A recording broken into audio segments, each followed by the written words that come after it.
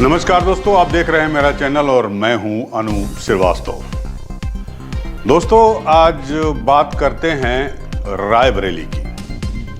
जी हां, उत्तर प्रदेश की रायबरेली लोकसभा सीट। वो इसलिए कि यहां से कांग्रेस की पूर्व अध्यक्षा सोनिया गांधी ने विदाई ले ली है। जी हां, सोनिया गांधी ने कल जयपुर में राज्यसभा सीट के लिए अपना नामांकन कर दिया। नामांकन करते वक्त उनके साथ राहुल गांधी, प्रियंका गांधी, खरगे और अशोक गहलोत सहित सचिन पायलट जैसे तमाम नेता और कार्यकर्ता मौजूद थे। और इसी के साथ गांधी परिवार की विदाई हो गई। रायबरेली सीट जो कांग्रेस की परंपरागत सीट रही है 1952 से, जब 1952 में इंदिरा गांधी के पति स्वर्गीय फिरोज गांधी ने चुनाव लड़ा था और यहां से चुनाव जीता था। अब सवाल ये उठता है कि अमेठी के हारने के बाद, जब पिछली बार राहुल गांधी स्मृति ईरानी से अमेठी की सीट हार गए थे, उसके बाद वो केरल चले गए थे, वायनाड से चुनाव लड़कर वो सांसद बने थे, तो पहले अमेठी और फिर अब रायबरेली। तो क्या कांग्रेस का आखिरी स्तंभ भी ढह गया उत्तर प्रदेश से? और अब ये गांधी परिवार की जो परंपरागत सीट रही है रायबरेली और अमेठी, क्या अब यहाँ से गांधी परिवार का कोई सदस्य चुनाव लड़ेगा या नहीं लड़ेगा? इस पे हम चर्चा करेंगे और इसलिए आप हमारे वीडियो के साथ बने रहिए, अंत तक बने रहिए। इस पे आते हैं, लेकिन पहले बात कर लेते हैं कि सोनिया गांधी जो राज्यसभा जा रही हैं उसकी वजह क्या है और गांधी परिवार से कौन कौन राज्यसभा गया है। तो सोनिया गांधी परिवार की दूसरी सदस्य हैं जो राज्यसभा जा रही हैं, और उनकी जो सास थी इंदिरा गांधी, स्वर्गीय प्रधानमंत्री इंदिरा गांधी, वो 1967 में उत्तर प्रदेश से राज्यसभा के लिए चुनी गई थी और 3 साल वो सदस्य रही राज्यसभा की, और वो रायबरेली से ही चुनी गई। वो राज्यसभा के लिए उन्होंने अपने करियर की शुरुआत की। और सोनिया गांधी में फ़र्क ये है कि उनकी जो बहू सोनिया गांधी है वो अपने करियर का उत्तरार्ध में वो राज्यसभा जा रही हैं। माना यह जा रहा है कि सोनिया गांधी, जिन्होंने पहले ही अनाउंस कर दिया था, 2019 में ही अनाउंस कर दिया था कि वो अब सक्रिय राजनीति से विदा ले रही हैं, लोकसभा चुनाव नहीं लड़ेंगी, तो लेकिन दूसरी वजह ये भी मानी जा रही है कि उनका स्वास्थ्य। जाहिर सी बात है कि स्वास्थ्य कारणों की वजह से सोनिया गांधी सक्रिय राजनीति से दूर हो रही हैं और साथ ही साथ उन्होंने लोकसभा चुनाव नहीं लड़ने का फैसला किया, इसलिए उन्होंने रायबरेली सीट छोड़ दी एक तरह से, और राज्यसभा की सदस्यता उन्होंने ले ली है।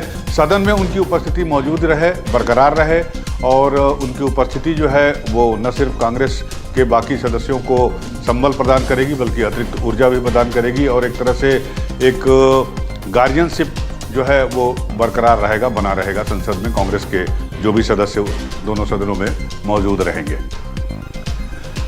अब सवाल था कि रायबरेली से सोनिया गांधी 2004 से सांसद रही, 20 साल तक वो सांसद रही यहाँ पर। 2004 का भी चुनाव जीता, 2009 का भी चुनाव जीता, 2014 का भी चुनाव जीता, 2019 का भी चुनाव जीता।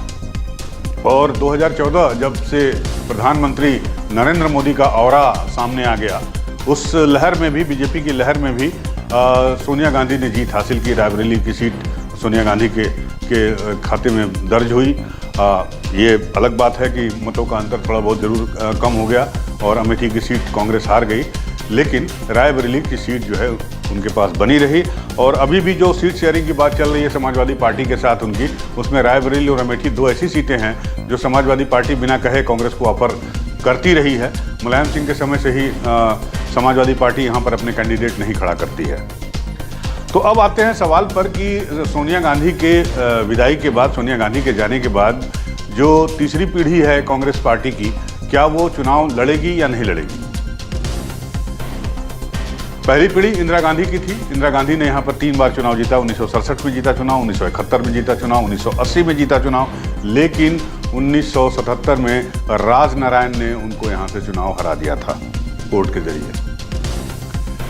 तो 3 बार उनकी सास भी यहाँ से इलेक्शन लड़ चुकी हैं, उसके बाद से ये परंपरागत सीट रही है। तो अब ये सवाल उठाया जा रहा है कि क्या राहुल गांधी की जो भारत जोड़ो यात्रा अब उत्तर प्रदेश में प्रवेश करने वाली है, तो क्या एक बार फिर से जो तीसरी पीढ़ी है राहुल गांधी, प्रियंका गांधी और सुगबुगाहट तो वरुण गांधी के बारे में भी है, तो राहुल और प्रियंका क्या रायबरेली और अमेठी से चुनाव लड़ेंगे? सोनिया गांधी ने अपना पहला चुनाव अमेठी से ही लड़ा था, अगर आपको याद हो तो जो जिले के कार्यकर्ता हैं और जो जिलाध्यक्ष हैं पंकज, उनका कहना है कि बिल्कुल चुनाव लड़ेंगी। प्रियंका गांधी जो है रायबरेली से चुनाव लड़ेंगी, उसकी तैयारियां शुरू हो गई हैं और इस बात की पूरी संभावना है कि वो अपनी मां की विरासत संभालेंगी, क्योंकि सोनिया गांधी की अनुपस्थिति में प्रियंका गांधी यहां पर आती रही हैं रायबरेली। साथ ही साथ ये भी चर्चा है कि राहुल गांधी भी अमेठी से चुनाव लड़ सकते हैं और हो सकता है कि वो 2 सीटों से चुनाव लड़े, वायनाड से भी लड़े और अमेठी से भी लड़े, जैसा कि उन्होंने पिछली बार किया। इसकी वजह ये मानी जा रही है, लेकिन इसके पीछे एक इंतजार भी है। वो इंतजार इस बात का है कि राहुल गांधी की यात्रा जब उत्तर प्रदेश में प्रवेश कर जाएगी और उसके बाद चंदौली, वाराणसी होते हुए और सुल्तानपुर होते हुए जब वो रायबरेली पहुंचेगी, तो रायबरेली और अमेठी में राहुल गांधी की भारत जोड़ो यात्रा का किस तरह से स्वागत किया जाता है, कितनी भीड़ उमड़ती है, कैसा खैर मकदम होता है, इस बात पर भी डिपेंड करता है कि राहुल गांधी चुनाव अमेठी से लड़ेंगे या नहीं लड़ेंगे। लेकिन उम्मीद ये की जा रही है कि ये 2 सीटें जो गांधी परिवार से बेहद करीबी रिश्ता रखती हैं और गांधी परिवार के चलते इन दोनों सीटों की पहचान जो है पूरी दुनिया के राजनीतिक मंच पर रही है, तो इन दोनों सीटों से राहुल गांधी और प्रियंका गांधी जरूर चुनाव लड़ेंगे। अब ये फैसला इसी महीने होना है और इस फरवरी के आखिरी तक ये फैसला हो जाना है। और जो प्रदेश अध्यक्ष हैं अजय राय, उनका ये कहना है कि राहुल और प्रियंका के लिए उत्तर प्रदेश की कोई भी सीट वो उनके लिए फ्री है और जहां से वो लड़ना चाहे चुनाव लड़ सकते हैं और कांग्रेस का बच्चा कांग्रेस का एक कार्यकर्ता उनकी जीत के लिए अपने पूरी जान लगा देगा। लेकिन ये तय है कि रायबरेली जो कि परंपरागत सीट है कांग्रेस की, उस पर कांग्रेस के गांधी परिवार का ही कोई चुनाव लड़ेगा। बगल में अमेठी है, अमेठी से राहुल गांधी चुनाव लड़ेंगे। इसका फैसला आगे 1 हफ्ते 10 दिन में हो जाएगा।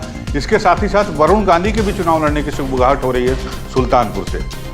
गौरतलब है कि वरुण गांधी अभी बीजेपी में हैं और चचेरे भाई हैं राहुल और प्रियंका के, आपको पता है। तो वरुण गांधी को भी ये संभावना जताई जा रही है कि सुल्तानपुर से वो चुनाव लड़ सकते हैं, जहाँ से उनकी माताजी मेनका गांधी सांसद है। या अगर सुल्तानपुर से चुनाव नहीं लड़े तो वो पीलीभीत से चुनाव लड़ सकते हैं और गठबंधन उनको सपोर्ट कर सकता है। लेकिन इसमें एक पेंच ये फंसा है कि अभी वरुण गांधी की मुलाकात पिछले दिनों प्रधानमंत्री नरेंद्र मोदी से हुई थी और माना जाता है कि जो वो लगातार अपनी पार्टी पर हमलावर रहे हैं, बीजेपी पर, और जिस तरह के उन्होंने पोस्ट किए हैं और जिस तरह से उन्होंने अपनी असहमति जताई कुछ मामलों पर, उसको लेकर उन्होंने अपनी सफाई पेश की प्रधानमंत्री के सामने और उन्होंने कहा कि मैंने किसी भी नेता के ऊपर कोई व्यक्तिगत टिप्पणी नहीं की और मैंने कोई व्यक्तिगत प्रहार नहीं किए, मैंने सिर्फ कुछ मुद्दों से जिनसे मेरा मतभेद था उनको मैंने अपना जाहिर किया। तो अब ये देखना दिलचस्प होगा कि वरुण गांधी को टिकट मिलता है कि नहीं मिलता है, क्योंकि बीजेपी में एक बात और है कि एक ही परिवार से 2 लोगों को टिकट नहीं मिल सकता।